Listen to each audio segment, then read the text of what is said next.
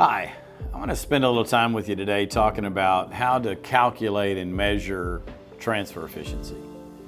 The reason that's important is because, especially in a non-reclaim application, the TE, or transfer efficiency of your application, can determine and really impact your ultimate applied cost.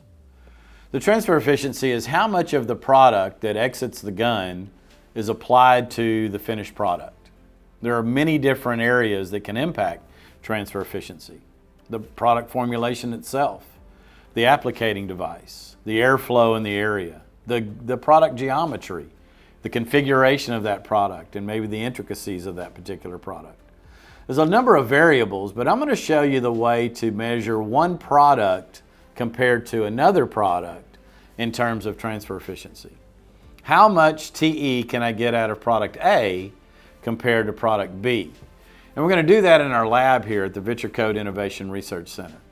And we'll use information from the Powder Coating Institute recommended procedure on measuring transfer efficiency.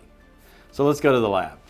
So what we're doing now is comparing transfer efficiency. And before you start this evaluation, you need to determine if you're trying to compare one application device to another or one powder coating to another.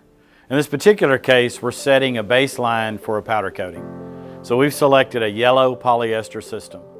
And as you can see in the formulation, we want to determine how much material is sprayed out of the device, and then later we will evaluate how much of that material is applied to a surface, and then measure the weight before and after. So now let's go through the calculation. The first thing we need to do is find a receptacle that will collect the powder coating as it's discharged from the applicator. The idea here is that we want to know exactly how much material is being sprayed out of the application device. We're using a vacuum bag. You need a receptacle that will allow and collect the powder coating, but then of course allow the air to disseminate through that receptacle. We want to weigh that vacuum bag in this case beforehand without powder, and then weigh it as we spray into the bag for a certain period of time.